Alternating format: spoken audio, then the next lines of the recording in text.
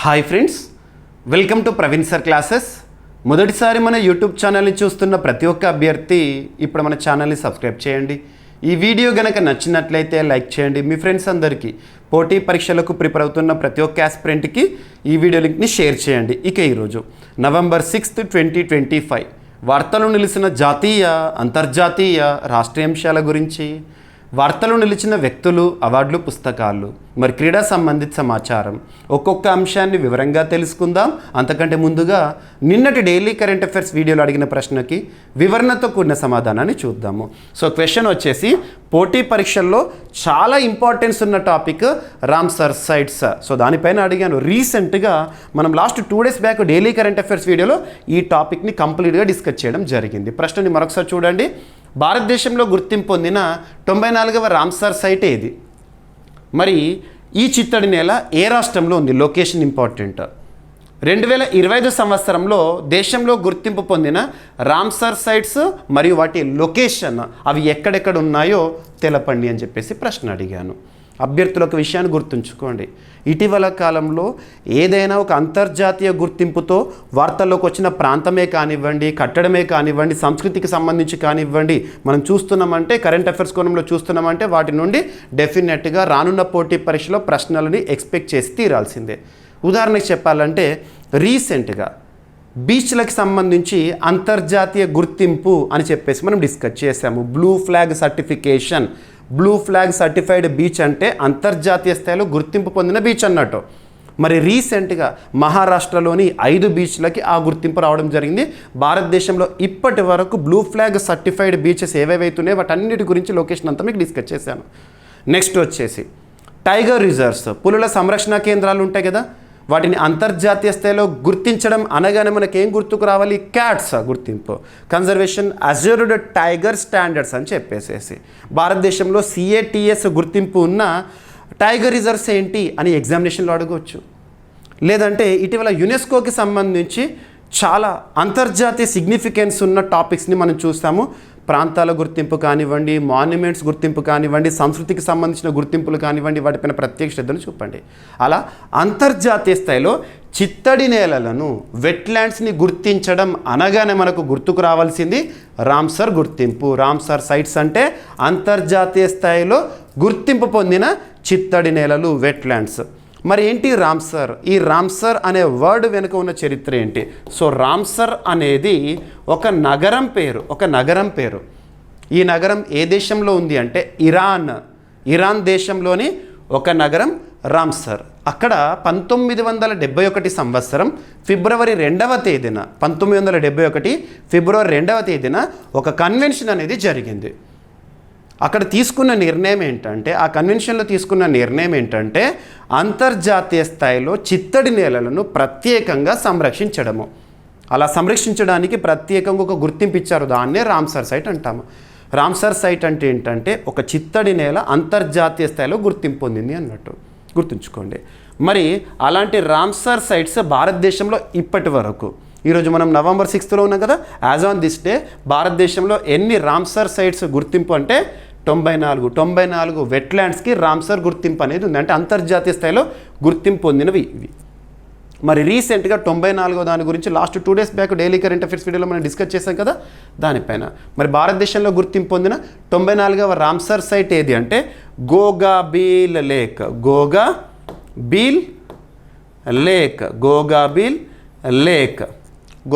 Lake ఈ సరస్సు. ఇది ఎక్కడ ఉంది అంటే లొకేషన్ ఇంపార్టెంట్. బీహార్. ఎప్పుడైనా గుర్తుపెట్టుకోండి, రామ్సర్ సైట్స్ గురించి లొకేషన్ అడుగుతారు, రామ్సర్ సైట్ పేరు ఇస్తారు, అది ఎక్కడ ఉంది. ఓకేనా? సో గోగాబీల్ లేక్ అనేది బీహార్ రాష్ట్రంలో ఉంది.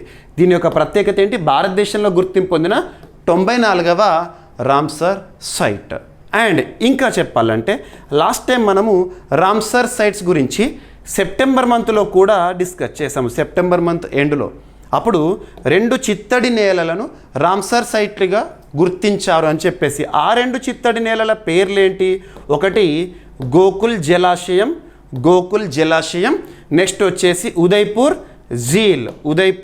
జీల్, ఈ రెండింటికి కూడా రామ్సర్ గుర్తింపు అనేది రావడం జరిగింది. సెప్టెంబర్ మంత్ ఎండ్లో మనం డిస్కస్ చేసాము. అప్పుడు 93కు చేరింది సంఖ్య. ఇప్పుడు అదే బీహార్ రాష్ట్రంలో మరొకటి గోగాబీల్ లేక్ గుర్తింపుతో 94కు చేరింది సంఖ్య. బీహార్ రాష్ట్రం రామ్సర్ సైట్స్ గుర్తింపు విషయంలో కన్జిక్యూటివ్గా న్యూస్లోకి వస్తుంది. ఇలా చూడండి. అండ్ ఈ సంవత్సరము జూన్ 5 సందర్భంగా ప్రపంచ పర్యావరణ దినోత్సవం సందర్భంగా భారతదేశంలో గుర్తింపు పొందిన 2 రామ్సర్ సైట్స్ గురించి చూసాము. ఇక అంతకుముందు వరల్డ్ వెట్లాండ్స్ డే ప్రతి ఏడాది కూడా వరల్డ్ వెట్లాండ్స్ డేని ఏ రోజున జరుపుకుంటాం మనము? ఫిబ్రవరి 2 రోజున జరుపుకుంటాము. మరి ఎందుకు ఫిబ్రవరి 2నే జరుపుకుంటామంటే 1971 ఫిబ్రవరి 2 ఆ రోజునే కదా కన్వెన్షన్ అనేది, రామ్సర్ కన్వెన్షన్ అనేది చోటు చేసుకుంది. సో ఆ సిగ్నిఫికెన్స్తో ప్రతి ఏడాది కూడా ఫిబ్రవరి 2ని వరల్డ్ వెట్లాండ్స్ డేగా సెలబ్రేట్ చేస్తాం. ప్రతి ఏడాది కూడా ఒక్కొక్క థీమ్ని మనం చూస్తాము. ఆ థీమ్ పైన పోటీ పరీక్షలు అడుగుతున్నారు. మరి ఉదాహరణకు చెప్పాలంటే ఈ సంవత్సరం వరల్డ్ వెట్లాండ్స్ డే థీమ్ ఫిబ్రవరి 2 థీమ్ ఏంటంటే protecting wetlands for our common future. గుర్తుంచుకోండి.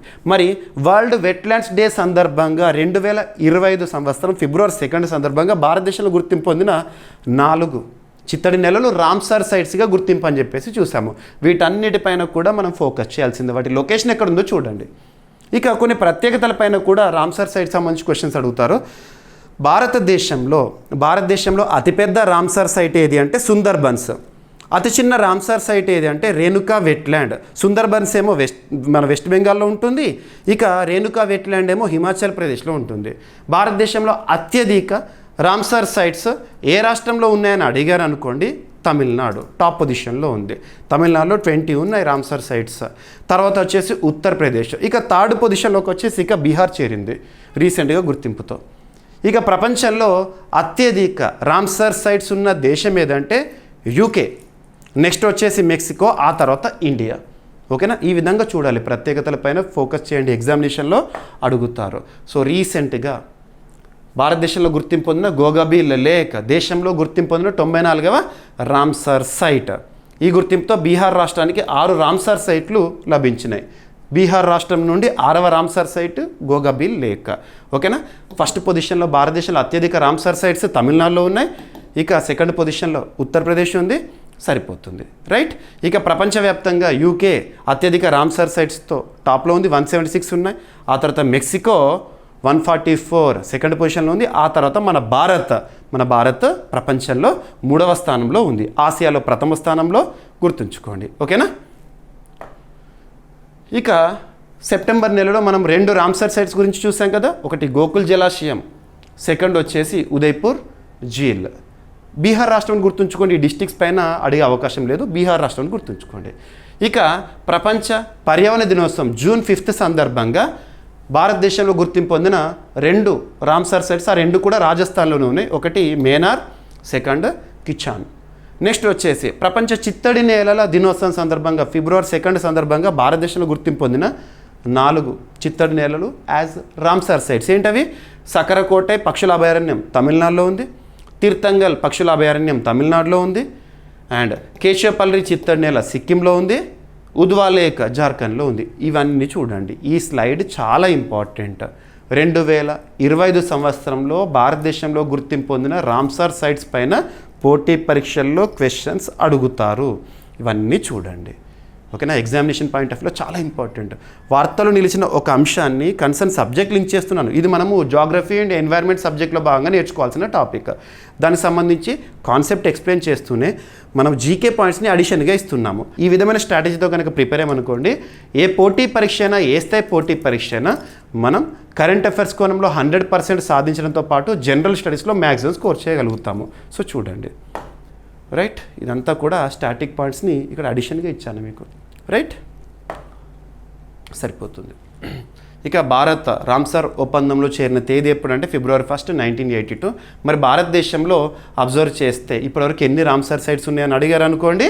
ఇప్పటివరకు మన భారతదేశంలో 94కు చేరింది సంఖ్య. ఆ కంటెక్స్ట్లోనే మనం ఇదంతా కూడా డిస్కస్ చేయడం జరిగింది. భారతదేశంలో గుర్తింపు పొందిన తొలి రామ్సర్ సైట్స్ ఏంటంటే ఒకటి ఒడిశాలోని చిల్కా లేక్, అది బ్రాకిష్ వాటర్ లేక్. నెక్స్ట్ రాజస్థాన్లోని కియోల్దియో నేషనల్ పార్క్. ఇవి మొదటగా భారతదేశంలో గుర్తింపు పొందిన రామ్సర్ సైట్స్. ఎనఫ్. ఓకేనా? ఈ విధంగా చదవండి.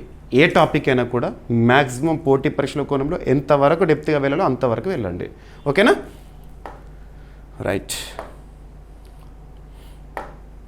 ఇక ఈరోజు ఫస్ట్ టాపిక్ November 6th, 2025 భారతదేశం నుండి మూడు నగరాలు అంతర్జాతీయ స్థాయిలో ఒక ప్రత్యేకమైన కార్యక్రమంలో చేరికతో న్యూస్లోకి వచ్చినాయి. అంతర్జాతీయ స్థాయిలో అంటున్నాను. ఆ మూడు నగరాలు ఏంటంటే, ఒకటి గుజరాత్ రాష్ట్రంలోని అహ్మదాబాద్, సెకండ్ వచ్చేసి మహారాష్ట్రలోని ముంబై, మూడవది వచ్చేసి కర్ణాటకలోని బెంగళూరు. ఈ మూడు నగరాలు కూడా ఇటీవల ఏ కార్యక్రమంలో భాగంగా గుర్తింపు పొందినాయి అంటే కూల్ సిటీస్ యాక్సిలరేటర్ ప్రోగ్రాంలో భాగంగా కూల్ సిటీస్ యాక్సిలరేటర్ ప్రోగ్రాంలో భారతదేశం నుండి గుర్తింపు పొందిన నగరాలు ఏంటి, రీసెంట్గా ఈ నవంబర్ మంత్లో న్యూస్లోకి వచ్చినాయి ఏంటి అని అడుగుతారు. మూడు నగరాలు: Ahmedabad from Gujarat, Mumbai from Maharashtra, Bengaluru from Karnataka. మరి ఈ కూల్ సిటీస్ యాక్సిలరేటర్ అనేది ఏంటి అసలు అంటే, వాతావరణ మార్పు కారణంగా పెరుగుతున్న ఉష్ణోగ్రతలు ఉన్నాయి కదా, వాతావరణ మార్పు కారణంగా because of climate change consequences చూస్తున్నాయి కదా, వాతావరణ మార్పు కారణంగా పెరుగుతున్న ఉష్ణోగ్రతల నుంచి కాపాడడానికి ప్రత్యేకంగా కొన్ని నగరాలను ఎంపిక చేయడం అన్నట్టు.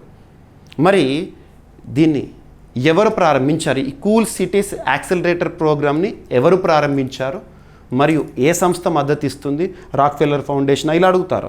మరియు ఈ కార్యక్రమం ఎప్పటి నుండి ప్రారంభమైంది? ఎనఫ్. సో ఇక్కడ అబ్జర్వ్ చేస్తే వాతావరణ మార్పుల కారణంగా, వాతావరణ మార్పు అంటే ఏంటి మనం చూస్తున్నాము, బికాజ్ ఆఫ్ ఆంథ్రోపోజెనిక్ యాక్టివిటీస్, మానవుడు చేస్తున్న తప్పిదమే. తెలిసి చేసినా తెలియక చేసిన కాన్సిక్వెన్స్ అనేది చాలా నెగిటివ్గా ఉన్నప్పుడు మనం చేసిన పని తప్పన్నట్టే. మానవుడు చేస్తున్న కొన్ని తప్పిదాలు because of green house gases emissions, green house gases హరిత ఉద్గారాలు అంటాం కదా, ఆ ఎమిషన్స్ కారణంగా గ్లోబల్ వార్మింగ్ జరుగుతుంది. గ్లోబల్ వార్మింగ్ కారణంగా అల్టిమేట్గా క్లైమేట్ చేంజ్ అవుతుంది. వాతావరణ మార్పు చూస్తున్నాం, కాన్సిక్వెన్స్ని అనుభవిస్తున్నాము. అసలు ఏ కాలంలో ఉన్నామో కూడా తెలియట్లేదు అప్పుడప్పుడు. ఈ వాతావరణ మార్పు కారణంగా పెద్ద పెద్ద మంచు కొండలు కరిగిపోతున్నాయి, గ్లాషియర్స్ కరిగిపోతున్నాయి, గ్లాషియర్ లేక్స్ పెరిగిపోతున్నాయి. And at the same time కొన్ని దీవి దేశాలు ఉంటాయి కదా, చిన్న చిన్న దీవి దేశాలు నీట మునిగిపోతున్నాయి because of rise in sea level. ఉదాహరణకు చెప్పాలంటే Jakarta, because of rise in sea level Jakarta మునిగిపోతుంది. కాబట్టి ఇండోనేషియా కొత్త రాజధానిగా నుసంతరాన్ని ఎంపిక చేసుకుంది రీసెంట్గా. ఇక తువాలు, వరల్డ్స్ ఫస్ట్ డిజిటల్ కంట్రీ, అతి త్వరలో కొన్నేళ్లలో ఇక తువాలు తుడుచుకు పెట్టుకుపోతుంది. పసిఫిక్ మహాసముద్రంలో ఒక దీవి దేశం తువాలు మునిగిపోతుంది. పాపం వన్వాటు అదే పరిస్థితిని ఎదుర్కొంటోంది. ఇవన్నీ చూస్తున్నాం మనము. సో వాతావరణ మార్పుల కారణంగా పెరుగుతున్న ఉష్ణోగ్రతల నుంచి ప్రజలను సంరక్షించేందుకు ప్రపంచవ్యాప్తంగా చేపట్టిన కూల్ సిటీస్ యాక్సిలరేటర్ కార్యక్రమంలో భారత్ నుంచి 3 నగరాలు ఎంపికైనాయి. ఆ నగరాల పేర్లు గుర్తుపెట్టుకోండి, ఖచ్చితంగా అడుగుతారు ఎగ్జామినేషన్లో. సో 3 నగరాలు మళ్ళీ చెప్తున్నాను: Ahmedabad from Gujarat, Mumbai from Maharashtra, Bengaluru from Karnataka. ఈ పథకాన్ని C40 సిటీస్ అనే ఒక సంస్థ, అది లండన్ కేంద్రంగా పనిచేస్తుంది. వారు మరి మద్దతు ఇస్తున్న వారు ఎవరంటే రాక్ఫెల్లర్ ఫౌండేషన్. ఆ సంస్థ ఎక్కడ ఉంది అంటే అమెరికాకు సంబంధించిన సంస్థ. ఈ 2 సంస్థల పేర్లు గుర్తుంచుకోండి. సో కూల్ సిటీస్ యాక్సిలరేటర్ అనే కార్యక్రమాన్ని ఏ సంస్థలు నిర్వహిస్తున్నాయి? C40 సిటీస్ మరియు రాక్ఫెల్లర్ ఫౌండేషన్. ఓకేనా? బ్రెజిల్లోని రియో డి జనైరోలో జరిగిన C40 ప్రపంచ మేయర్ల శిఖరాగ్ర సమావేశంలో రీసెంట్గా జాబితాను ప్రకటించారు. దాదాపు 33 నగరాలు అందులో భాగస్వామ్యమైనాయి. భారతదేశం నుండి ఈ 3 గుర్తుంచుకోండి. ఓకేనా? సరిపోతుంది. ప్రధాన లక్ష్యం ఏంటంటే 2030 నాటికి ఈ నగరాలను అత్యుష్ణాన్ని, హై టెంపరేచర్స్ తట్టుకునే విధంగా మార్చడము. 2030 టార్గెట్ ఇయర్. వాతావరణ మార్పు కారణంగా పెరుగుతున్న ఉష్ణోగ్రతల నుంచి ఆ నగరాలను కాపాడడం, సింపుల్గా అందుకు కావాల్సిన చర్యలు తీసుకోవడము. ఓకేనా? సరిపోతుంది. రాక్ఫెల్లర్ ఫౌండేషన్ ఎంపికైన ఒక్కొక్క నగరానికి 10 లక్షల అమెరికన్ డాలర్ల నిధులను అందిస్తుందంట. సరిపోతుంది. ప్రాజెక్ట్ కింద చేపడుతున్న చర్యలు ఏంటంటే ముందస్తు వాతావరణ హెచ్చరిక వ్యవస్థలు, కూలింగ్ సెంటర్ల ఏర్పాటు, వడదెబ్బ నివారణ, మెరుగైన వైద్య సదుపాయాలు ఇవన్నీ కూడా చేస్తారు. బిల్డింగ్ కోడ్స్ ఇటువంటివి. సరిపోతుంది. C40 cities. ఓకేనా? అండ్ స్థాపన ఏ సంవత్సరం? 2005. ప్రధాన కార్యాలయం లండన్, UK. ఇక సభ్య నగరాలు ఇప్పటి వరకు అండ్ మద్దతు ఇస్తున్న సంస్థ ఏంటి? రాక్ఫెల్లర్ ఫౌండేషన్ 1913 ఏర్పాటైంది. అమెరికా న్యూయార్క్ కేంద్రంగా పనిచేస్తుంది. ఇక వడదెబ్బ మరణాలు హై టెంపరేచర్ వల్ల ప్రపంచవ్యాప్తంగా ప్రతి సంవత్సరం సుమారు 5 లక్షల వరకు నమోదవుతున్నాయి మరణాలు. 2050 నాటికి ఇది 5 రెట్లు పెరగవచ్చని అంచనా. ఓకేనా, సరిపోతుంది. ఎగ్జామినేషన్ పాయింట్ ఆఫ్ వ్యూలో అంతర్జాతీయ స్థాయిలో గుర్తింపు పొందుతున్న నగరాలు కానివ్వండి, ఇంటర్నేషనల్ సిగ్నిఫికెన్స్తో ఏదైనా టాపిక్ న్యూస్లోకి వచ్చిందంటే ఖచ్చితంగా చూడండి. మీకు అవన్నీ కూడా కంప్లీట్ చేస్తున్నాను నేను, రైట్? ఏదైనా ఒక టాపిక్లో భాగంగా ఒక సంస్థ గురించి డిస్కస్ చేసిన ఆ సంస్థ గురించి బ్యాక్గ్రౌండ్ చెప్తున్నాను. ఏ సంవత్సరంలో స్థాపన, ఎక్కడ ప్రధాన కేంద్రం, దాని యొక్క ఉద్దేశం ఏంటి, ఇవన్నీ కూడా చెప్తున్నాను. ప్రతి పాయింట్ చెప్తున్నాను. ఈ విధమైన స్ట్రాటజీతోనే మీరు ప్రిపరేషన్ కొనసాగించండి. పోటీ పరీక్షల్లో అది ఏ పోటీ పరీక్ష, ఏ స్థాయి పోటీ పరీక్షన, కరెంట్ అఫైర్స్ కోణంలో 100% సాధించడంతో పాటు జనరల్ స్టడీస్లో మ్యాక్సిమం స్కోర్ చేయగలుగుతారు. ఇది ఫ్యాక్ట్. ఇక ఈరోజు సెకండ్ టాపిక్. ఈరోజు టాపిక్ మీరు చూస్తుంటారు, బ్రేకింగ్ న్యూస్గా చూస్తుంటారు. రేపటి న్యూస్ పేపర్లో దీన్ని ప్రత్యేకంగా మనం చూస్తాము. రేపటి న్యూస్ పేపర్ నవంబర్ 7 రోజున చూడండి, రక్షణ రంగానికి సంబంధించి. సో రక్షణ రంగానికి సంబంధించి పూర్తి స్వదేశీ పరిజ్ఞానంతో తయారు చేయబడిన ఒక సర్వేలెన్స్ షిప్ అనేది న్యూస్లోకి వచ్చింది. ఒక షిప్ రక్షణ రంగంలో సేవల కోసం. దీన్ని ఏ సంస్థ తయారు చేసిందంటే garden Reach Ship Builders and engineers. Garden Reach Ship Builders and engineers. దీని కమిషనింగ్ అనేది ఈరోజు జరిగింది. కమిషనింగ్ అంటే ఏంటి? సేవలు ప్రారంభము, కొత్తగా సేవలు ప్రారంభించడం.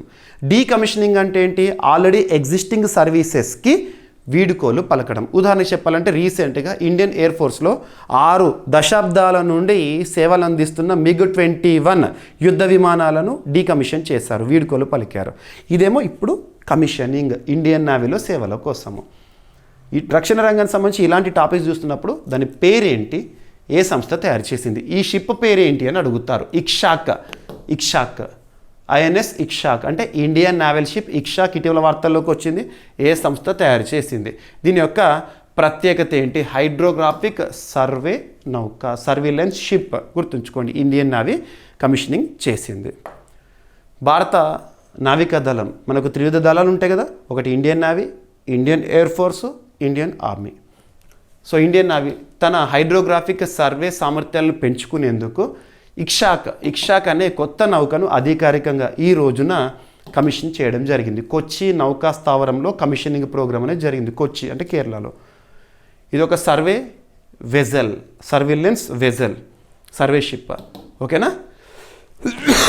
ఈ నౌకను రక్షణ రంగానికి సంబంధించి నావీకి సంబంధించి మన 3 విధ దళాల్లో అధిపతుల పేర్లు గుర్తుంచుకోండి. నావీకి ప్రస్తుతం అధిపతిగా ఉన్నారు దినేష్ కే త్రిపాఠి గారు ఉన్నారు. ఇక్షా నౌకను ఎవరు తయారు చేశారంటే కోల్కతాలోని గార్డెన్ రీచ్ షిప్ బిల్డర్స్ అండ్ ఇంజనీర్ సంస్థ. సో వెస్ట్ బెంగాల్ రాష్ట్రంలో ఇది తయారైంది, కోల్కతాలో. ఓకేనా? ఇది 80% కంటే ఎక్కువ స్వదేశీ కంటెంట్తో తయారైన నౌక. ఇది ఆత్మనిర్భర్ భారత్ కార్యక్రమం విజయానికి ప్రతీక. ఇటీవల రక్షణ రంగానికి సంబంధించి రాజ్నాథ్ సింగ్ గారు మంత్రిగా ఉన్నారు, కేంద్ర మంత్రి, రక్షణ శాఖ మంత్రిగా. తను చాలా స్టేట్మెంట్స్ ఇస్తున్నారు. 2029 సంవత్సరం నాటికి మన భారతదేశం నుండి రక్షణ రంగ ఉత్పత్తుల విలువ 3 లక్షల కోట్ల రూపాయలకు చేరాలని, మరి భారతదేశం నుండి రక్షణ రంగ ఎగుమతుల విలువ 50,000 కోట్ల రూపాయలకు చేరాలని. ఇటువంటి నంబర్స్ గుర్తుంచుకోండి.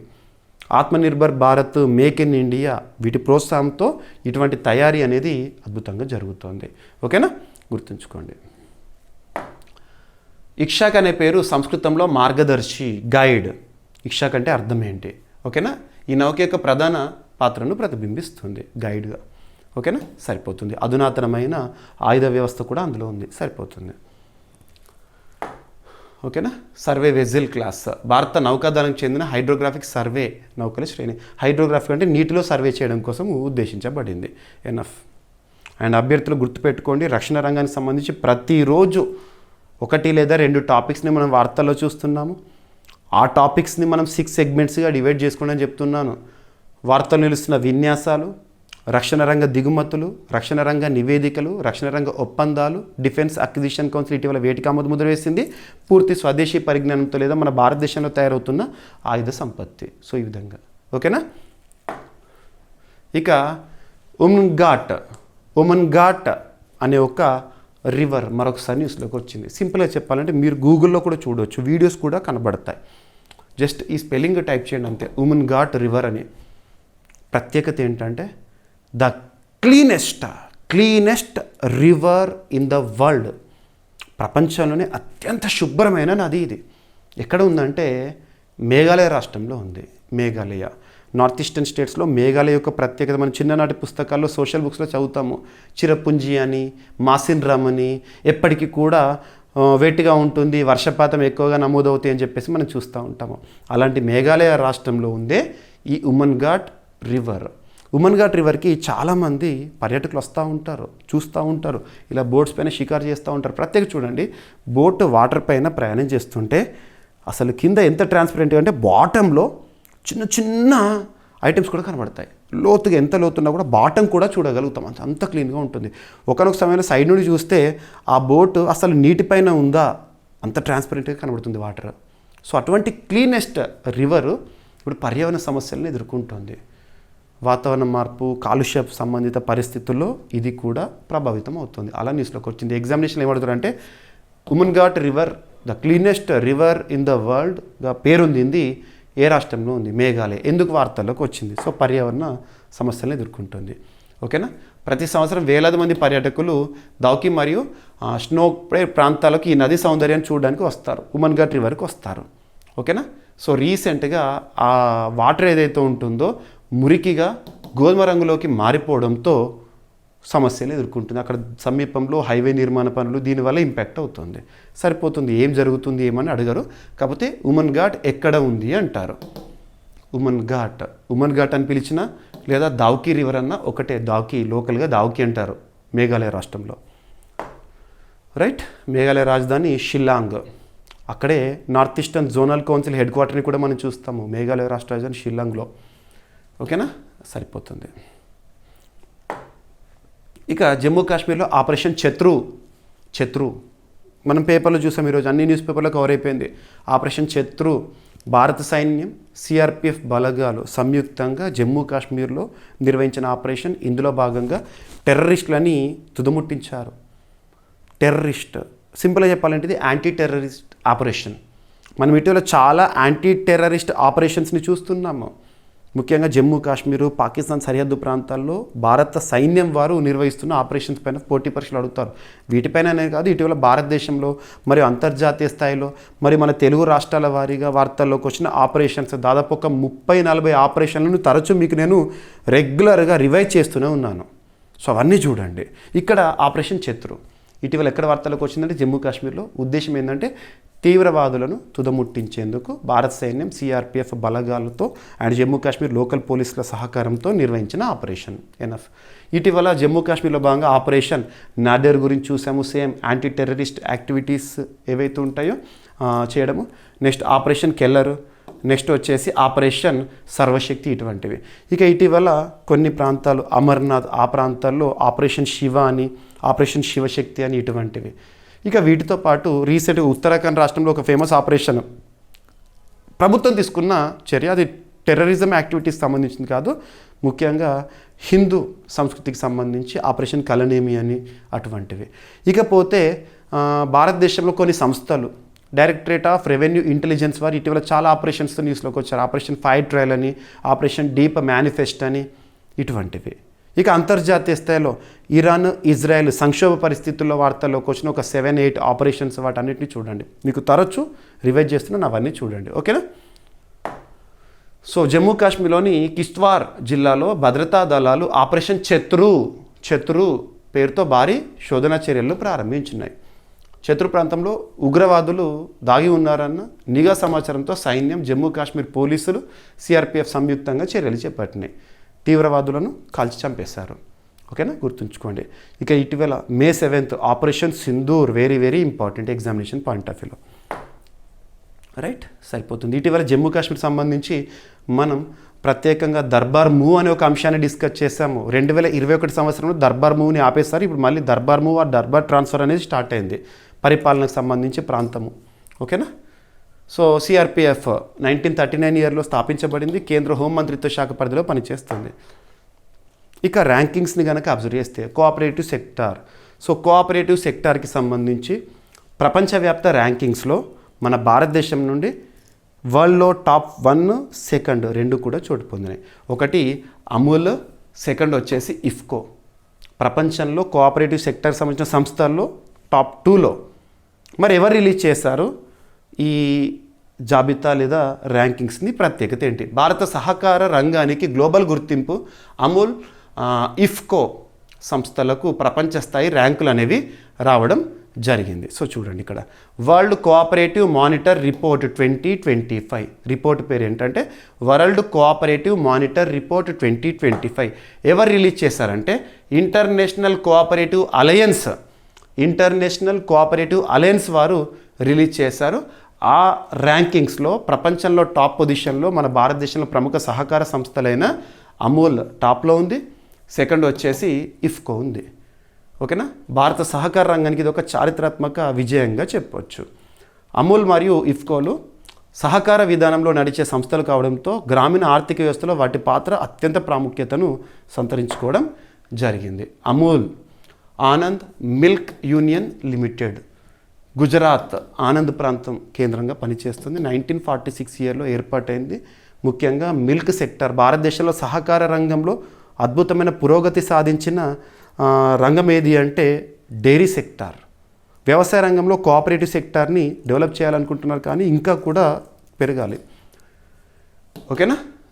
Next IFFCO, Indian farmers fertiliser cooperative limited. IFFCO New Delhi కేంద్రంగా ఉంది. 1967 ఇయర్లో ఏర్పడింది. ప్రపంచంలో అతిపెద్ద ఎరువుల సహకార సంస్థ. ఇది ఫస్ట్ పొజిషన్లో ఉంది ప్రపంచంలో, ఇది సెకండ్ పొజిషన్లో ఉంది. ఎవరిచ్చిన ర్యాంకింగ్స్? International cooperative alliance. ఈ సంస్థ బ్రస్సెల్స్ బెల్జియం కేంద్రంగా పనిచేస్తోంది. 1895 ఇయర్లో ఏర్పాటైంది. ఏదైనా ఒక సంస్థ గురించి మనం వార్తల్లో చూస్తున్నామంటే ఆ సంస్థ ఏ సంవత్సరంలో స్థాపించబడింది, హెడ్ క్వార్టర్ ఎక్కడ, ప్రత్యేకత ఏంటి, ఇవన్నీ కూడా చూస్తున్నాం. ఇక్కడ మీరు డైరెక్ట్గా గుర్తుపెట్టుకోవాల్సింది ఏంటంటే ప్రపంచంలో రీసెంట్గా వరల్డ్ కోఆపరేటివ్ మానిటర్ రిపోర్ట్ అనేది రావడం జరిగింది. 2025 ర్యాంకులు ఎవరు రిలీజ్ చేశారు? మన భారతదేశం నుండే 2 సంస్థలు టాప్లో ఉన్నాయి, గుర్తుంచుకోండి. ఇక మొట్టమొదటి, తొలి, అతిపెద్ద, అతి చిన్న, అతి పొడవైన ఇలాంటి ప్రత్యేక పదాలతో కూడిన కరెంట్ అఫైర్స్ని మనం సూపర్లేటివ్స్గా చూస్తాము. ఇక్కడ ఒక సూపర్లేటివ్ టాపిక్. ఒడిషా రాష్ట్రంలో ప్రారంభం అనేది న్యూస్లోకి వచ్చింది. భారతదేశంలో తొలి సిలికాన్ కార్బైడ్ సెమీకండక్టర్ ప్లాంట్. భారతదేశంలో మొట్టమొదటి లేదా తొలి సిలికాన్ కార్బైడ్ సెమీకండక్టర్ ప్లాంట్ ఇటీవల ఏ రాష్ట్రంలో? ఒడిషా రాష్ట్రంలో. ఓకేనా? సో ఇక్కడ అబ్జర్వ్ చేస్తే ఒడిషా రాష్ట్రంలో ప్రస్తుతము బీజేపీ అధికారంలో ఉంది. మోహన్ చరణ్ మాఝీ గారు ముఖ్యమంత్రిగా విధులు నిర్వర్తిస్తున్నారు. ఒడిషా ముఖ్యమంత్రి మోహన్ చరణ్ మాఝీ గారు భువనేశ్వర్లోని ఇన్ఫో వ్యాలీలో భారత తొలి సిలికాన్ కార్బైడ్ సెమీకండక్టర్ తయారీ ప్లాంట్ని ప్రారంభించారు. సో గుర్తుంచుకోండి, మొట్టమొదటిది. అండ్ మనందరికీ తెలుసు సెమీకండక్టర్ రంగానికి భారత ప్రభుత్వం చాలా ప్రోత్సాహాన్నిస్తోంది. అందులో భాగంగా సెమీకండక్టర్ మిషన్ని కూడా ఇప్పటికే ప్రారంభించారు 2022 ఆ సమయంలో. చూడండి, చిప్స్ తయారీ ఇవన్నీ. గతంలో సెమీకండక్టర్ అంటేనే ప్రపంచంలో గుర్తుకొచ్చేది తైవాన్ దేశం, మోనోపలి ఉండే తైవాన్. ఇప్పుడు మన స్థానిక అవసరాలు ఈ చిప్ల తయారీ ఇవన్నిటి గురించి కూడా మనమే ఫోకస్ చేస్తున్నాం. దేశీయ సెమీకండక్టర్ తయారీలో స్వావలంబన దిశగా భారత్ తీసుకున్న కీలక ముందడుగు అంట. ఈ ప్రాజెక్టు ఇండియా సెమీకండక్టర్ మిషన్ కింద ఆమోదించబడింది. గుర్తుంచుకోండి, దేశంలోనే తొలి end to end silicon carbide semiconductor plant ఎక్కడ? భువనేశ్వర్, ఒడిషా రాష్ట్రము, రీసెంట్గా ప్రారంభము. ఓకేనా? ఈ మిషన్ ఏది? సెమీకండక్టర్ మిషన్ ఏ మంత్రిత్వ శాఖ పరిధిలో? Ministry of electronics and information technology. ప్రస్తుతం ఈ మంత్రిత్వ శాఖకి కన్సర్న్ మినిస్టర్గా, కేంద్ర మంత్రిగా ఎవరు విధులు నిర్వర్తిస్తున్నారో? అశ్విని కుమార్ వైష్ణవ్ గారు. ఈ ప్లాంట్ ద్వారా విద్యుత్ వాహనాలు, సోలార్, డిఫెన్స్ రంగాల్లో ఉపయోగించే అధిక సామర్థ్య చిప్లను తయారు చేయనున్నారంట. గుర్తుంచుకోండి ఈ ప్లాంట్లో. Right? So silicon carbide semiconductor అధిక ఉష్ణోగ్రతలు, వోల్టేజీల వద్ద సమర్థవంతంగా పనిచేసే అధునాతన పదార్థము. India semiconductor machine. ఓకేనా?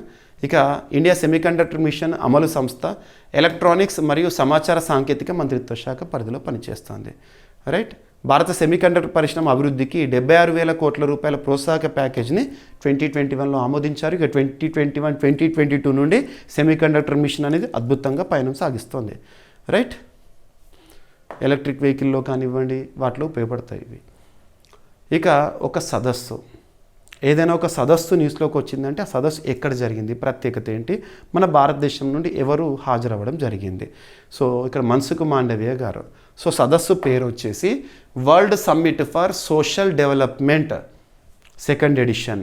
World summit for social development అనే సదస్సు November 4th నుండి November 6th ఈ రోజుతో ముగిసింది. November 4th, 5th, 6th ఈ రోజుతో ముగిసింది. మరి ఈ సదస్సు ఎక్కడ జరిగింది అంటే ఖతార్ దేశ రాజధాని దోహాలో జరిగింది. మరి భారతదేశ ప్రతినిధి బృందానికి ఎవరు నాయకత్వం వహించారంటే మన్సుఖ్ మాండవీయ గారు అక్కడ హాజరవ్వడం జరిగింది. ప్రపంచంలోని దాదాపు 150కి పైగా దేశాల ప్రతినిధులు అక్కడ ఖతార్ రాజధాని దోహాలో జరిగిన World summit for social Development సదస్సుకి హాజరవ్వడం జరిగింది. గుర్తుంచుకోండి, ఓకేనా. ఇక ఈ సదస్సు ప్రపంచ నాయకులు, ఐక్యరాజ్య సమితి సంస్థలు, సివిల్ సొసైటీ మరియు నిపుణులను ఒకే వేదికపైకి తీసుకువచ్చి సామాజిక న్యాయం, పేదరిక నిర్మూలన, సమగ్ర అభివృద్ధి పట్ల గ్లోబల్ కట్టుబాటును పునరుద్ధరించడమే లక్ష్యంగా పెట్టుకుంది. ఓకేనా, గుర్తుంచుకోండి, రైట్. ఇక ఈ సమావేశాన్ని ఎవరు నిర్వహిస్తారంటే UN General Assembly, United Nations General Assembly, ఐక్యరాజ్య సమితి సాధారణ సభ ఆధ్వర్యంలో నిర్వహించబడుతుంది. ఇందులో యుఎన్ ఏజెన్సీస్ వాళ్ళందరూ హాజరవ్వడం జరుగుతుంది. ఓకేనా, సరిపోతుంది. ఈ సదస్సులో దోహా పొలిటికల్ డిక్లరేషన్ని ఆమోదించడం జరిగింది. ఈ సదస్సులో ప్రధాన చర్చలు ఏంటంటే పేదరిక నిర్మూలన, ఉత్పాదకత మరియు గౌరవప్రదమైన ఉపాధి, సామాజిక భాగస్వామ్యం, సోషల్ ఇంక్లూజన్, ఇవన్నీ కూడా ఇందులో మెయిన్ డిస్కషన్. ఓకేనా. సో ఫస్ట్ ఎడిషన్ ఎప్పుడు జరిగింది అంటే 1995 కోపెన్హాగన్, డెన్మార్క్లో. అప్పుడు ఫలితం ఏంటంటే కోపెన్హాగన్ డిక్లరేషన్ రావడం జరిగింది. United Nations General Assembly 1945 October 24న న్యూయార్క్, అమెరికా కేంద్రంగా పనిచేస్తుంది. ఓకేనా. ఇక ఈ సంవత్సరం జరిగిన సెకండ్ ఎడిషన్ ఏదైతే ఉంటుందో ప్రపంచవ్యాప్తంగా పేదరిక నిర్మూలన, సమానత్వం, సామాజిక న్యాయము, సమగ్ర అభివృద్ధికి అంతర్జాతీయ సహకారాన్ని బలోపేతం చేయడం పైన ఫోకస్ చేసింది. World summit on social development second edition ఎక్కడ జరిగింది, మన భారతదేశం నుండి ఎవరు హాజరయ్యారు ప్రతినిధిగా, సరిపోతుంది. ఇక సస్టైనబుల్ డెవలప్మెంట్ గోల్స్ అంటే ప్రపంచంలోని ప్రతి దేశం కూడా 2015 సంవత్సరం నుండి 2030 సంవత్సరం వరకు సాధించాల్సిన లక్ష్యాలు 17 లక్ష్యాలు ఉంటాయి కదా, అవి. ఇక సోహ్రా సమగ్ర పర్యాటక అభివృద్ధి project, integrated Sohra tourism circuit అనేది రీసెంట్గా న్యూస్లో ఉంది. సో ఇటువంటి ఏంటంటే ముఖ్యంగా పర్యాటక రంగాన్ని ప్రోత్సహించడంలో భాగంగా సోహ్రా అనేది ఎక్కడ ఉంది ఎగ్జామినేషన్లో అడగవచ్చు. సో ఇక్కడ అబ్జర్వ్ చేస్తే సోహ్రా చిరపుంజి అంటే మేఘాలయ. రీసెంట్గా పిఎం డివైన్ కింద, పిఎం డివైన్, సో ఈశాన్య రాష్ట్రాల అభివృద్ధి పథకం ఏదైతే పిఎం డివైన్ కింద ఇంటిగ్రేటెడ్ సోహ్రా సర్క్యూట్ డెవలప్మెంట్ పునాది పూజ అంటే భూమి పూజ, శంకుస్థాపన కార్యక్రమాలు ప్రారంభమైనాయి. ఈ ప్రాజెక్టుని మినిస్ట్రీ ఆఫ్ డిఓఎన్ఈఆర్ అంటే ministry of development of north eastern reason, ఈశాన్య రాష్ట్రాల అభివృద్ధి మంత్రిత్వ శాఖ వారి ఆధ్వర్యంలో ప్రారంభించారు. సో సోహ్రా అనేది ఇక్కడ మేఘాలయ రాష్ట్రం కాబట్టి మేఘాలయ రాష్ట్ర ప్రభుత్వం ప్రత్యేకంగా వాళ్ళకి సహకారం అందించింది. ఓకేనా. సో సోహ్రా ప్రాంతాన్ని చాలా రోజుల పాటు నిలిచే సుస్థిర పర్యాటక గమ్యస్థానంగా అభివృద్ధి చేయడం అనేది ఇంపార్టెంట్. ఈ ప్రోగ్రాంలో భాగంగా ఇటీవల వార్తల్లో నిలిచిన ఇంటిగ్రేటెడ్ సోహ్రా టూరిజం సర్క్యూట్ ఏ రాష్ట్రంలో అంటే మేఘాలయ రాష్ట్రంలో. సోహ్రా అనే పేరు గుర్తుంచుకోండి. ఆ ప్రాంతాన్ని పర్యాటక రంగంలో మరింత అద్భుతంగా అభివృద్ధి చేయడము. ఏ మంత్రిత్వ శాఖ పరిధిలో? ఈశాన్య రాష్ట్రాల అభివృద్ధి మంత్రిత్వ శాఖ, కేంద్ర ప్రభుత్వం సంబంధించి, మరి మేఘాలయ ప్రభుత్వం సంయుక్తంగా. ఓకేనా. సో పిఎం డివైన్ కింద దీన్ని అమలు చేయడం జరిగింది. పిఎం డివైన్ అంటే ఫుల్ ఫామ్ ఏంటంటారు? Prime minister's development initiative for north eastern region. PM DevINE full form అడుగుతారు ఎగ్జామినేషన్లో. PM E drive full form, PM DevINE full form, ఇవన్నీ చూడండి. ఓకేనా. సో 2022-23 ఆర్థిక సంవత్సర బడ్జెట్లో భాగంగా ప్రకటించబడింది. పిఎం డివైన్ అంటే ఈశాన్య రాష్ట్రాలను అభివృద్ధి చేయడం కోసం ఉద్దేశించబడింది. ఓకేనా. Ministry of development of north eastern reason వారి ఆధ్వర్యంలో ఈ పిఎం డివైన్ ప్రోగ్రామ్ అనేది అమల్లో ఉంటుంది. రైట్, సరిపోతుంది. ఇక మనం కరెంట్ అఫైర్స్ అంటే ఒక సబ్జెక్టుగా కాకుండా జనరల్ స్టడీస్లో భాగంగా ఒక్కొక్క సబ్జెక్ట్ వైజ్గా వస్తున్న అప్డేటెడ్ ఇన్ఫర్మేషన్గా చూస్తున్నాము. Polity, economy, geography, history, science and technology, environment and etcetera. అలా ప్రతి సబ్జెక్ట్లో కూడా అప్డేట్స్ అనేవి ఉంటాయి. హిస్టరీ సబ్జెక్ట్లో కూడా అప్డేట్స్ ఉంటాయి. హిస్టరీ సబ్జెక్ట్ అంటేనే గడిచినది కదా, మరి ఇందులో అప్డేట్ ఏంటంటే గడిచిన కాలానికి సంబంధించి ఇటీవల కాలంలో ఎక్కడైనా తవ్వకాలు బయటపడుతున్నాయా, ఆ తవ్వకాల్లో చరిత్రకు సంబంధించి కొత్తగా ఏమైనా విషయాన్ని తెలుసుకుంటున్నామా, వీటిపైన ఎగ్జామినర్ ఫోకస్ చేస్తారు. సో ఇక్కడ అబ్జర్వ్ చేస్తే తమిళనాడులో అరుదైన విజయనగర సామ్రాజ్యపు కాలం నాటి బంగారు నాణ్యాలు రీసెంట్గా చరిత్రకారుల తవ్వకాల్లో బయటపడినాయి. ఓకేనా.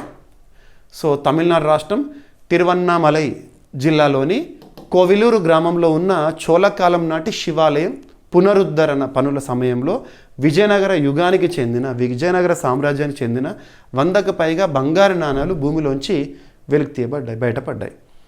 నాణేలు జవాదు కొండలపై ఉన్న కోవిలూరు శివాలయం గర్భగృహం సమీపంలో చెంబు పాత్రలు లభించినాయి నాణ్యాలు.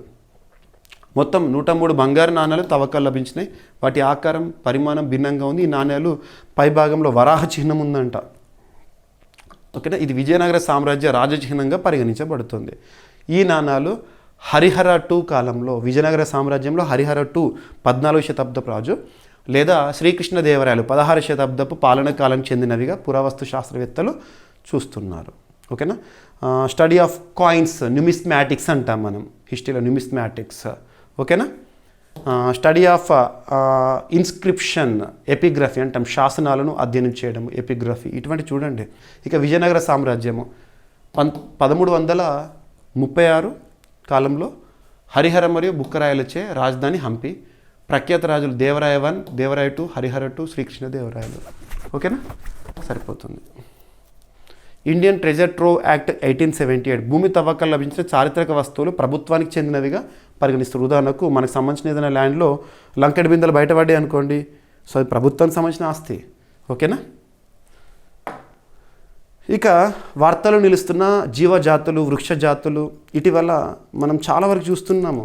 సైంటిఫిక్ నేమ్ ఆధారంగా గుర్తుంచుకోండి, అవి ఏ ప్రాంతంలో నూతనంగా కనుగొనబడ్డాయి. ఎన్ఎఫ్. సో జీవజాతులే కానీ వృక్ష జాతులే కానివ్వండి, ఇటువంటి టాపిక్స్ని మనము Hindu news paper last page ఉంటుంది కదా, అక్కడ చూస్తాము. జాతీయ వార్తాపత్రికలు అన్నింటిలో కూడా ఇటువంటి టాపిక్స్ కవర్ అవుతాయి. అండ్ అభ్యర్థులు గుర్తుపెట్టుకోండి, మీకు నేను చెప్తున్న ఈచ్ అండ్ ఎవ్రీ టాపిక్, మీకు డైలీ కరెంట్ అఫైర్స్ వీడియోలో చెప్తున్న ప్రతి టాపిక్ సోర్స్ వచ్చేసి press information bureau, news on air, all India radio, జాతీయ స్థాయిలో ప్రముఖ వార్తాపత్రికలు, మన రాష్ట్ర స్థాయిలో ప్రముఖ వార్తాపత్రికలు. ఒకవేళ అంతర్జాతీయ అంశాల గురించి అయితే ఇంటర్నేషనల్గా సిగ్నిఫికెన్స్ ఉండే అథెంటిక్ సోర్స్ ఏవైతే ఉంటే వాటి నుండి సేకరించి నిర్ధారణ చేసి స్లైడ్ చేసి మీకు ఎక్స్ప్లెనేషన్ ఇస్తున్నాను. సో ప్రతి టాపిక్ కూడా యాక్యురేట్గా ఇచ్చే ప్రయత్నం చేస్తున్నాను. ఓకేనా. ప్రతిరోజు మీరు క్లాసెస్ని చూడండి. డైలీ కరెంట్ అఫైర్స్ వీడియో ప్రతిరోజు సాయంత్రం 7 గంటలకు మీకు అప్లోడ్ అవుతుంది, మన యూట్యూబ్ ఛానల్ ద్వారా అందిస్తున్నాం. సో ప్రతి టాపిక్ కవర్ అవుతుంది. ఓకేనా.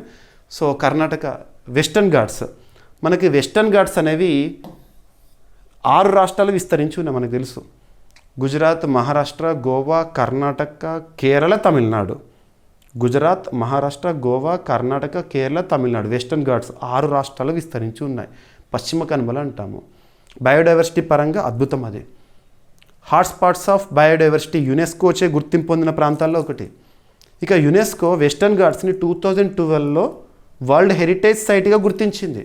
అంతటి ప్రాముఖ్యత. అక్కడ ఎక్కువ కొత్త జీవజాతులు, వృక్ష జాతులు కనబడతాయి. మరి వెస్టర్న్ ఘాట్స్లోని ఒక రాష్ట్రము కర్ణాటక. కర్ణాటక రాష్ట్రంలో రీసెంట్గా ఒక కొత్త జంపింగ్ సాలిడ్ జాతిని శాస్త్రవేత్తలు గుర్తించారు. దాని యొక్క సైంటిఫిక్ నేమ్ ఏంటి అంటారు? పిలియా మెలనాడు. పిలియా మెలనాడు ఇటీవల న్యూస్లోకి వచ్చింది. అదేంటి? ఒక కొత్త స్పైడర్ జాతి, జంపింగ్ సాలిడ్. ఓకేనా, జంపింగ్ స్పైడర్. కర్ణాటక రాష్ట్రంలో చిక్మగళూరు డిస్టిక్లో, ఓకేనా, ముడిగేర తాలూకాలోని మధుగుండి ప్రాంతంలో శాస్త్రవేత్తలు జంపింగ్ సాలిడ్, జంపింగ్ స్పైడర్ని గుర్తించారు. పిలియా మలెనాడు అనే పేరు పెట్టారు దానికి. ఓకేనా, సరిపోతుంది.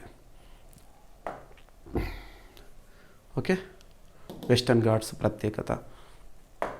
అండ్ ఇక్కడ ఇంకొకటి, భారతదేశంలో అరెక్నాలజీ అంటే సాలిడ్ల గురించి అధ్యయనం చేసే శాస్త్రం. భారతదేశంలో, ప్రపంచంలో అరెక్నాలజీ కొన్ని సబ్జెక్ట్స్ దేని గురించి అధ్యయనం చేస్తాయి, వాటిపైన కూడా ఫోకస్ చేయండి. ఎగ్జామినేషన్లో అడుగుతారు జీకే పాయింట్ ఆఫ్ వ్యూలో. సో అరెక్నాలజీ అంటే సాలిడ్ల గురించి, స్టడీ ఆఫ్ స్పైడర్స్. ఇక భారత తీర ప్రాంతాల్లో 2 కొత్త సముద్ర యాంఫిపాడ్ జాతుల ఆవిష్కరణ అనేది, అంటే కనుగొనడం అనేది జరిగింది. యాంఫిపాడ్స్. ఓకేనా, సో భారత శాస్త్రవేత్తలు తాజాగా 2 కొత్త సముద్ర యాంఫిపాడ్ జాతులను గుర్తించారు. వీటి పేర్లు గ్రాండిడియరెల్లా గీతాంజలి ఒకటి, సెకండ్ వచ్చేసి గ్రాండిడియరెల్లా కంబటెన్సిస్. సైంటిఫిక్ నేమ్స్ తప్పదు, 1-2 సార్లు చూడండి, ఎగ్జామినేషన్లో కనుక ప్రశ్న వస్తే గుర్తుపట్టండి. ఎక్కువగా ఇటువంటివి జాతీయ స్థాయి పోటీ పరీక్షలు అడుగుతారు, ఇటువంటి టాపిక్స్, కొత్త జీవజాతులు, వృక్ష జాతులు అవి. ఓకేనా? సో గ్రాండిడియరెల్లా వంశానికి చెందినవి అవి గుర్తుంచుకోండి, సరిపోతుంది. ఒడిశాలోని చిల్కా లేక్ ఉంటుంది కదా, మరి గుజరాత్లోని కంబత్ కాతి ప్రాంతాల్లో వీటిని కనుగొన్నారు. ఓకేనా? సో ఒడిశాలోని చిల్కా లేక్ వద్దనేమో గ్రాండిడియరెల్లా గీతాంజలిని అండ్ గ్రాండిడియరెల్లా కంబటెన్సిస్నేమో గుజరాత్ రాష్ట్రంలో గుర్తించారు, గుర్తుపెట్టుకోండి. ఓకేనా? రైట్. ఇక రాష్ట్రీయ అంశాలు అభ్యర్థులకు మరొకసారి చెప్తున్నాను, ప్రతిరోజు క్లాసెస్ని చూడండి. ఏపీ మరియు తెలంగాణ రాష్ట్ర స్థాయి పోటీ పరీక్షలకు ప్రిపేర్ అవుతున్న అభ్యర్థుల కోసము రాష్ట్ర స్థాయి అంశాలు అనేవి, స్టేట్ రిలేటెడ్ కరెంట్ అఫైర్స్ అనేవి చాలా ఇంపార్టెన్స్ ఉంటుంది. వాటిపైన ఎక్కువగా ఫోకస్ చేయాలి. మీకు ప్రతిరోజు చూస్తే ప్రతి టాపిక్ కవర్ అవుతుంది. ఒకరోజు ఏపీకి సంబంధించి వార్తల్లో ఉంటే ఏపీకి సంబంధించి చూస్తాం, ఒకరోజు తెలంగాణకి సంబంధించి ఏదైనా అప్డేట్ పోటీ పరీక్షల కోణంలో ఉంటే ఆ టాపిక్ని, ఒక్కొక్క రోజు 2 రాష్ట్రాలకు సంబంధించిన కరెంట్ అఫైర్స్ ఉంటాయి పోటీ పరీక్షల కోణంలో ఇంపార్టెన్స్. అప్పుడప్పుడు 2 రాష్ట్రాలకు సంబంధించి ఏ ఒక్క టాపిక్ కూడా ఉండకపోవచ్చు. సో మీరు ప్రతిరోజు చూస్తే 100% అన్ని టాపిక్స్ అయితే కవర్ అవుతాయి. ఇక్కడ తెలంగాణ రాష్ట్రానికి సంబంధించి ఈరోజు 2 టాపిక్స్ ఉన్నాయి న్యూస్లో. ఇద్దరు పిల్లల నిబంధన మనందరికీ తెలుసు, 1994లో రూల్ తీసుకొచ్చారు, 1995 నుండి అమలు తీసుకొచ్చారు. లోకల్ బాడీ ఎలక్షన్స్ ఉంటాయి కదా, స్థానిక సంస్థల ఎన్నికల్లో పోటీ చేయాలనుకునే వారు ఎవరైతే ఉంటారో 2 పిల్లల వరకు వాళ్ళకు రెస్ట్రిక్షన్ ఉంది. 2 కాకుండా 3 పిల్లలు ఉన్నారనుకోండి ఎవరైనా దంపతులకి, వాళ్ళు లోకల్ బాడీ ఎలక్షన్స్లో పోటీ చేయరాదు. అలాంటి నిబంధన వచ్చింది గతంలో ఉమ్మడి రాష్ట్రంలో. ఇప్పుడు మారుతున్న కాలానికి అనుగుణంగా చాలా మార్పులు వస్తున్నాయి. సో పాపులేషన్ కంట్రోలింగ్ మెజర్స్లో భాగంగా అటువంటి నిర్ణయం అప్పుడు తీసుకున్నారు. కానీ ఇప్పుడు పాపులేషన్ కంట్రోల్ అనేది అవసరం లేదు అని రీసెంట్గా ఏపీ గవర్నమెంట్ ఈ నిబంధనను ఎత్తివేసింది. ఇప్పుడు తెలంగాణ గవర్నమెంట్ కూడా నిబంధన ఎత్తివేసింది. ఈ బిల్లు పైన, ఈ తీర్మానం పైన రీసెంట్గా తెలంగాణ రాష్ట్ర గవర్నర్ జిష్ణుదేవ్ వర్మ గారు ఆమోదముద్ర వేశారు. సో ఇక్కడ అబ్జర్వ్ చేస్తే 2 కంటే ఎక్కువ సంతానం ఉన్నవారు స్థానిక సంస్థల ఎన్నికల్లో పోటీ చేయకుండా నిరోధించిన నిబంధనను ఎత్తివేసే ఆర్డినెన్స్కు గవర్నర్ జిష్ణుదేవ్ వర్మ గారు ఆమోదం తెలిపారు. ఇక మీదట రెస్ట్రిక్షన్ ఏం లేదు, 2 పిల్లల, 1, 3, 4 రెస్ట్రిక్షన్ లేదు, ఎవరైనా పోటీ చేయొచ్చు. అంతకుముందు 2 అనేది నిబంధన ఉండే, 2 చైల్డ్ పాలసీ. సో 1994లో ఉమ్మడి రాష్ట్రం అంటే ఆంధ్రప్రదేశ్ రాష్ట్రంలో రూపొందించిన చట్టం ప్రకారం 2 కంటే ఎక్కువ పిల్లలు ఉన్నవారు పంచాయతీరాజ్ సంస్థలు పురపాలక ఎన్నికల్లో పోటీ చేయడానికి అనర్హులుగా ఉండేవారు. ఈ చట్టం 1995 మే 31 నుండి ఉమ్మడి రాష్ట్రంలో ఏపీలో అమల్లోకి వచ్చింది. ఇక కుటుంబ నియంత్రణ చర్యల్లో భాగంగా ఈ నిబంధన ప్రవేశపెట్టబడింది. అయితే కాలానుగుణంగా దీనిపై పునరాలోచన అవసరమని ప్రభుత్వం భావించింది. రీసెంట్గా తెలంగాణ రాష్ట్రంలో పంచాయతీరాజ్ చట్టం 2018, పురపాలక చట్టం 2019లో సవరణల కోసం ఆర్డినెన్స్ జారీ చేసి ఆ నిబంధనను ఎత్తివేశారు. రెస్ట్రిక్షన్ అనేది లేదు ఇప్పుడు, గుర్తుంచుకోండి. ఓకేనా? 73rd కాన్స్టిట్యూషన్ అమెండ్మెంట్ ఏమో పంచాయతీరాజ్కి సంబంధించి, 74th కాన్స్టిట్యూషన్ అమెండ్మెంట్ ఏమో మున్సిపాలిటీలకు సంబంధించి, షెడ్యూల్ 11 పంచాయతీలకు సంబంధించి, షెడ్యూల్ 12 ఏమో మున్సిపాలిటీలకు సంబంధించి. షెడ్యూల్ 11లో 29 పవర్స్ ఉంటాయి, షెడ్యూల్ 12లో మున్సిపాలిటీలకు సంబంధించి 18 పవర్స్ ఉంటాయి. ఇవన్నీ చూడండి. పివి నరసింహారావు కాలంలో, ప్రధాని గారి కాలంలో, పివి నరసింహారావు గారు ప్రధానిగా ఉన్న కాలంలో ఈ 73rd, 74th అమెండ్మెంట్ అనేది రావడం జరిగింది. పంచాయతీలకు రాజ్యాంగబద్ధత.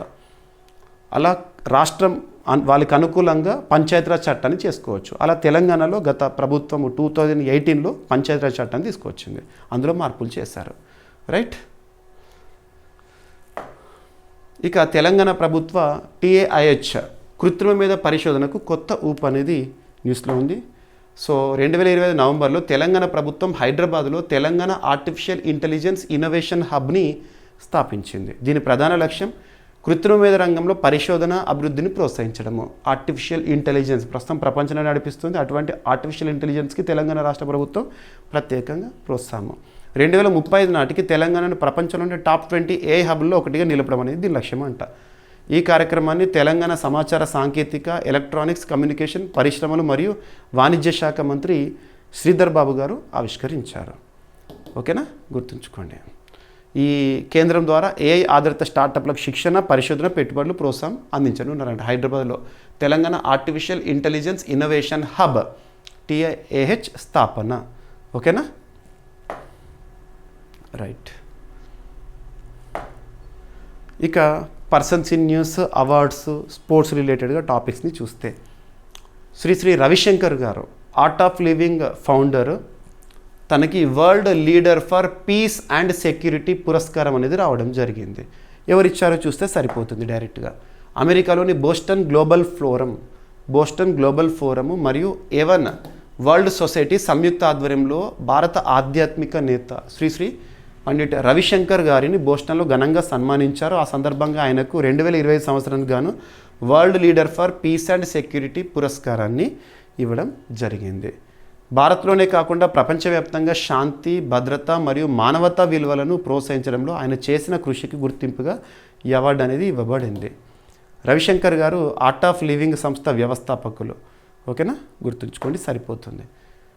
So art of living foundation 1981 ఇయర్లో ప్రారంభమైంది, బెంగళూరు కేంద్రంగా పనిచేస్తుంది. ఓకేనా, ఇక న్యూయార్క్ మేయర్గా youngest one and first Muslim and youngest మేయర్గా న్యూయార్క్ నగర చరిత్రలో మేయర్గా జోహ్రాన్ మమ్దానీ భారతీయ మూలాలు ఉన్న వ్యక్తి ఇటీవల గెలుపొందారు. Zohran Mamdani makes history as New York cities first Muslim మరియు యంగెస్ట్ మేయర్గా. సో ఇక్కడ ప్రత్యేకత ఏంటంటే భారతీయ మూలాలు ఉన్న వ్యక్తి కాబట్టి గుర్తుపెట్టుకోండి. అమెరికాలోని న్యూయార్క్ నగర మేయర్ ఎన్నికల్లో భారత సంతతి చెందిన వ్యక్తి గెలుపొందారు. ఏ పార్టీ తరపున అంటే డెమోక్రటిక్ పార్టీ తరపున పోటీ చేసి రీసెంట్గా గెలుపొందడం జరిగింది. సరిపోతుంది, పేరు గుర్తుంచుకోండి, ఎనఫ్. ఓకేనా, ఇక స్పోర్ట్స్ రిలేటెడ్గా జింబాబ్వే క్రికెట్ జట్టుకు సంబంధించి మాజీ ప్లేయరు, మాజీ కెప్టెను, తనకి శాశ్వత వేటు అనేది పడింది. సో స్పోర్ట్స్లో కొంత డిసిప్లిన్ ఉండాలి. మాదక ద్రవ్యాలు తీసుకోవడము లేదా డోపింగ్లో పట్టుబడము, స్టీరాయిడ్స్ని తీసుకొని ఆడడం ఇటువంటివి నిషేధము. సో జింబాబ్వే మాజీ కెప్టెన్ పేరు ఏంటంటే సీన్ విలియమ్స్. ఇక తను జీవితకాల నిషేధాన్ని ఎదుర్కొంటున్నారు. సో ఇక క్రికెట్లో, అంతర్జాతీయ క్రికెట్లో తను ఆడడు. జింబాబ్వే క్రికెట్ జట్టు మాజీ కెప్టెన్ సీన్ విలియమ్స్ తనపై ఆ దేశ cricket board, Zimbabwe cricket board నిషేధం విధించింది. 39 ఇయర్స్ సీన్ విలియమ్స్ మాదక ద్రవ్యాలకు బానిసైనట్లు అంగీకరించడంతో ఈ చర్య తీసుకున్నారు. తనకు కొన్ని హెచ్చరికలు కూడా జారీ చేశారు. సో ఫస్ట్ వార్నింగ్ ఇచ్చారు అలా చేయకండి అని. సో తను వినలేదు. సో క్రికెట్ బోర్డు ఇక తన పైన లైఫ్ టైమ్ బ్యాన్ అనేది విధించడం జరిగింది. సో పేరేంటి, జింబాబ్వే మాజీ కెప్టెన్ పేరు Sean Williams. So Sean Williams ఏ క్రీడతో సంబంధం ఉన్నవాడు, క్రికెట్. ఏ జాతీయ జట్టు సంబంధించిన వారు, జింబాబ్వే. ఎందుకు న్యూస్లోకి వచ్చారు, జీవితకాల నిషేధము. ఓకేనా, గుర్తుంచుకోండి. 24 టెస్టులు, 124 వన్డేలు, 85 T20 మ్యాచ్ల్లో జింబాబ్వే తరపున ప్రాతినిధ్యం వహించిన క్రీడాకారుడు. ఓకేనా, జింబాబ్వే రాజధాని హరారే. ఇక ఈరోజు ప్రశ్న ప్రతి ఒక్కరు సమాధానాన్ని తెలియజేయండి కామెంట్ బాక్స్లో. 2025 నవంబర్ 2వ తేదీన ఇస్రో చేపట్టిన ప్రతిష్టాత్మక ప్రయోగం LVM-3M5 దాని యొక్క ప్రత్యేకత ఏంటి? మరి ఈ రాకెట్ ద్వారా ప్రయోగంలో నింగిలోకి పంపిన ఉపగ్రహం ఏంటి? సో ప్రతి ఒక్కరు సమాధానం తెలియజేయండి. ఈ ప్రయోగానికి సంబంధించి మీకు ఏం తెలిస్తే, ఏ ప్రత్యేకత తెలిస్తే అంతవరకు కామెంట్ బాక్స్లో తెలియజేయండి. మనం already November 2 daily current affairs వీడియోలో ఈ టాపిక్ని డిస్కస్ చేశాము. అభ్యర్థుల నుండి నేను కోరుకునేది ఏంటంటే మీ సపోర్ట్, ఎంకరేజ్మెంట్. వీడియోకి లైక్ రూపంలో తెలియజేయండి. మీరు ఇచ్చే సపోర్ట్, ఎంకరేజ్మెంట్తో మరింత ఉత్సాహంతో క్లాసెస్ని అందిస్తూనే ఉంటాను. ఇక రోజు అడుగుతున్న ప్రశ్న ఇంపార్టెన్స్ ఏంటంటే, పలానా అంశాల నుండి రానున్న పోటీ పరీక్షల్లో తప్పనిసరిగా ప్రశ్నలు వస్తాయని వేటినైతే నేను భావిస్తున్నాను వాటిని రోజు ఒకటి చొప్పున, ఒక ప్రశ్న చొప్పున అడుగుతున్నాను. వీడియో చూస్తున్నారు వేలాది మంది అభ్యర్థులు, కానీ కామెంట్ బాక్స్లో సమాధానాన్ని ఇస్తున్నవారు మాత్రం వందలాది.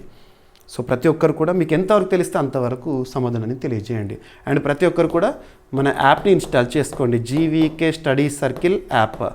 ఈ క్లాస్లో ఎక్స్ప్లెయిన్ చేసిన ఈచ్ అండ్ ఎవ్రీ టాపిక్, చూపించిన ప్రతి స్లైడ్ కూడా మీకు PDF రూపంలో డౌన్లోడ్ ఆప్షన్తో ఉంటుంది. డైలీ C అనే కోర్సులో అందులో డే వైజ్గా కరెంట్ అఫైర్స్ టెస్ట్లను కూడా డేట్ వైజ్గా అప్లోడ్ చేస్తూనే ఉన్నాను. ప్రాక్టీస్ చేయండి. కొన్ని శాంపుల్ PDFs కూడా ఉంటాయి. ఓకేనా, ఇక ఈరోజు టాపిక్స్ని మనం క్విక్ రివిజన్ చేస్తే, first topic cool cities accelerator. ఇందులో భారతదేశం నుండి చోటు పొందిన 3 నగరాలు అహ్మదాబాద్, ముంబై, బెంగళూరు. ప్రత్యేకత ఏంటి, ఏ సంస్థలు దీన్ని ప్రారంభించినాయి? ఇక భారత నావికాదళంలో ఇక్షాక్ ప్రవేశం కమిషనింగ్ అనేది న్యూస్లోకి వచ్చింది. దీన్ని ఎవరు తయారు చేశారు? గార్డెనరీ షిప్ బిల్డర్స్ అండ్ ఇంజనీర్స్. ప్రత్యేకత ఏంటి? అండ్ ఉమన్ ఘాట్ రివర్ పర్యావరణ సమస్యలను ఎదుర్కొంటుంది. అక్కడ వాటర్ కలర్ అనేది మారుతుంది. జమ్మూ కాశ్మీర్లో ఆపరేషన్ శత్రు తీవ్రవాదాన్ని తుదముట్టించేందుకు భారత సైన్యం వారు తీసుకున్న ప్రత్యేక చర్య. సో భారత సహకార రంగానికి ప్రపంచ గుర్తింపు అనేది రావడం జరిగింది. వరల్డ్ కోఆపరేటివ్ మానిటర్ రిపోర్ట్ 2025లో ఫస్ట్ సెకండ్ ర్యాంక్లో మన భారతదేశానికి సంబంధించిన కోఆపరేటివ్ సంస్థలు. అండ్ భారత తొలి సిలికాన్ కార్బైడ్ సెమీకండక్టర్ ప్లాంట్ రీసెంట్గా ఒడిషా రాష్ట్రంలో ప్రారంభమైంది. అండ్ ఇటీవల ప్రపంచ సామాజిక అభివృద్ధి సదస్సు world summit for social development అనేది ఖతార్ రాజధాని దోహాలో జరిగింది. భారతదేశం నుండి మన్సుఖ్ మాండవ్య గారు వెళ్ళడం జరిగింది. ఇక సోహ్రా సమగ్ర పర్యాటక అభివృద్ధి ప్రాజెక్టు మేఘాలయ రాష్ట్రంలో ప్రారంభమైంది. అండ్ తమిళనాడులో అరుదైన విజయనగర యుగపు బంగారు నాణ్యాలు బయటపడ్డాయి. అండ్ కర్ణాటక వెస్టర్న్ ఘాట్స్లో కొత్త జంపింగ్ సాలిడ్ జాతిని శాస్త్రవేత్తలు గుర్తించారు. అండ్ భారత తీర ప్రాంతాల్లో 2 కొత్త సముద్ర యాంఫిపాడ్ జాతులను ఆవిష్కరించారు. అండ్ 2 పిల్లల నిబంధనను ఎత్తివేసింది తెలంగాణ రాష్ట్ర ప్రభుత్వము పంచాయతీ ఎన్నికల్లో. తెలంగాణ ప్రభుత్వ TAIH కృత్రిమ వేద పరిశోధనకు కొత్త ఊపు అని చెప్పేసి హైదరాబాద్లో ప్రారంభమైన హబ్. శ్రీ రవిశంకర్ గారికి world leader for piece and security award అమెరికాలో రావడం జరిగింది. అండ్ న్యూయార్క్ నగర చరిత్రలోనే యంగెస్ట్ అండ్ ఫస్ట్ ముస్లిం మేయర్గా జోహ్రాన్ మమ్దాని భారతీయ మూలాలు ఉన్న వ్యక్తి. ఇక జింబాబ్వే మాజీ కెప్టెన్ సీన్ విలియమ్స్పై శాశ్వత వేటును వేయడం జరిగింది జింబాబ్వే క్రికెట్ బోర్డు. ఇక ఈరోజు ప్రశ్న 2025 నవంబర్ 2వ తేదీన ఇస్రో చేపట్టిన ప్రతిష్టాత్మక ప్రయోగం LVM-3M5 ప్రత్యేకత ఏంటి? ఈ ప్రయోగంలో నింగిలోకి పంపిన ఉపగ్రహం పేరేంటి? సో ప్రతి ఒక్కరు సమాధానాన్ని కామెంట్ బాక్స్లో తెలియజేయండి. ఏమైనా మిస్లేనియస్ టాపిక్స్ ఉన్నాయనుకోండి, నో నీడ్ టు వర్రీ. నేను రేపటి క్లాస్లో అటువంటి టాపిక్స్ ఏమైనా మిగిలి ఉంటే అడిషన్ చేస్తాను. రేపు మళ్ళీ కలుద్దాం. Thank you.